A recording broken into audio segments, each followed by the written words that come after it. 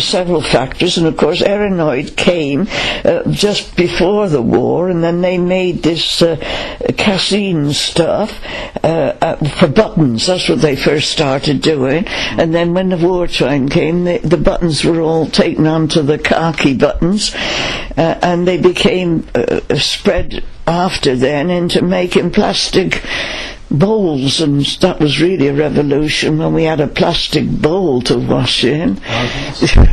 Yeah, and that was something down there, right? And also, you painted an image almost of like Alice Lowry in Salford, or clattering along to work in the morning. But we children knew everybody. That was the point. Within a village like this, you could know all the people in the street, and your parents had no fear about you. Well, we didn't go out of the street that much. Other children came and we played all the street games that there were out together. We really, I think, looking back, it was a time now that isn't possible anymore. It's just come and gone.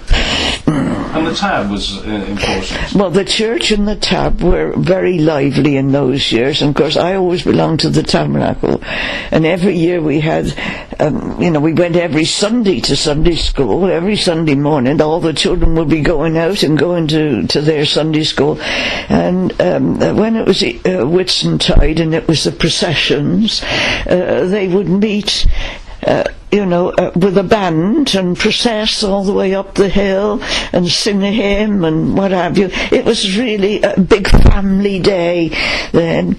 And when we would go Rodborough, us at the tabernacle, Mr. Daniels, a lot of the men worked at Daniels, and he was one of the chapel men, so he used to put one of his fields at our disposal. So we moved into the field for our treat, complete with cowpats, etc. Which usually somebody had a disaster. It's just been.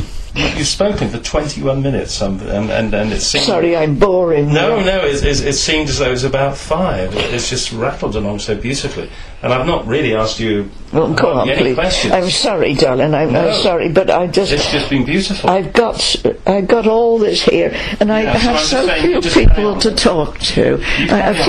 There's very few people of my era now. Yeah, I've interviewed Muriel Cook in there. Well, she her family, they were there before, and she was married early, but I knew all her brothers and sisters because they came to Rodborough School. And I've interviewed Gwendolyn Miles. Yeah. Oh yes, well, Gwen was a school teacher. Gwen and I were great friends. Mm-hmm. Did she tell you ever about the little boy that was killed out here?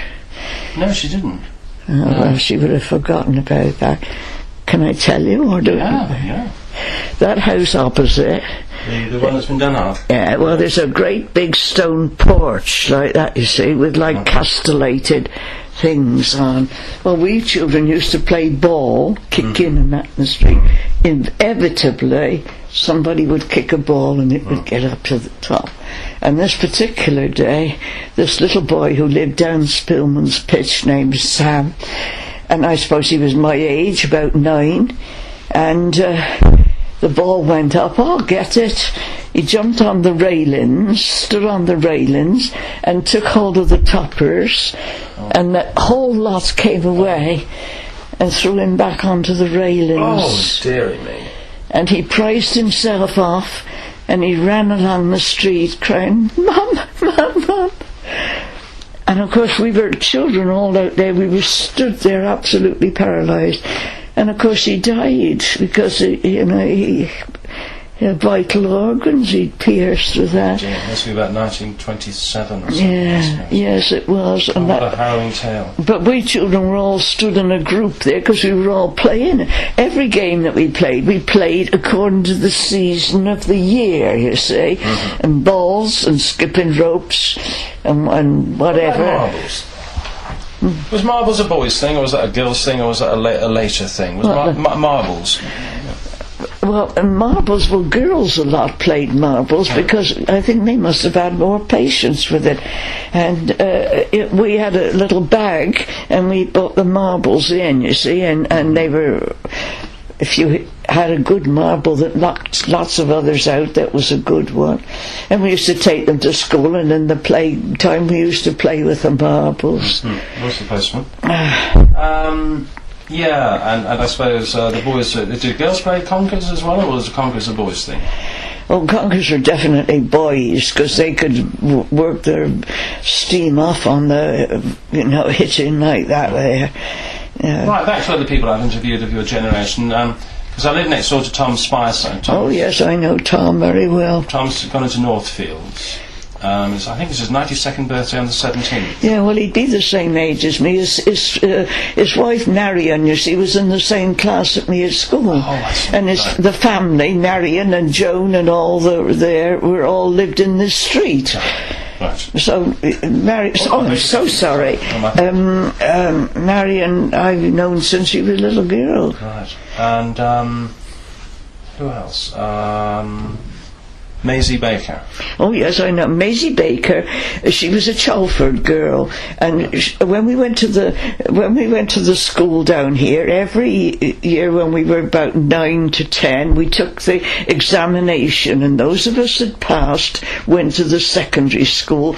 Others went to the other school. So. I and about 3 others went over to the high school, and Maisie was from Chalford, and of course each school had different ones, and she was in the same form as me at the high school. That's why I know her very well. Right. Yeah, those are all the nonagenarians I've interviewed. Yes. And not many people in their 80s, oddly. I've interviewed people in the 70s, but... well, you get tired of things when you get to be 80. Right. Could be that. I just wonder what I'm still doing hanging about here. Yeah, it's a lovely home to live in there. Well, I've had a lot of surgery, and I've had a lot of hospital treatment. I've had lots of loving care from different people. In fact, now I have a carer come each morning that just looks to my needs. Other than that, I still manage on my own. But we do get help, really, now, us older ones. That's a big change, isn't it? Well, it is. It's something reassuring, because in point of fact, anyone like me that's got nobody, I mean, all my family have died off. Oh. Let's face it, they've all packed it in long before. And I've got no relatives, really, now. Cousins have all gone. And I didn't have any brothers or sisters. And I had no children, so in point of fact, I really am on my own, as you might say. So the pictures are nephews and nieces and so on, right? Oh, this is the daughter of the people that live next door. Right. I always be very friendly with the people next door. And this family, well, the father and mother, they lived there, and she was born when they were next door. And so I became unofficial grandma. I see, and so she loves me, and she comes and sees me all the time. Yeah. And you've got a good array of Easter cards. Pardon? You've got a good array of Easter cards. Oh, yes. Well, kind people they are. Some from the chapel. That's nearly over now, but it was a great big arrangement that was sent to me from the chapel. And I was, for years, you see, worked for the chapel, and I was president of the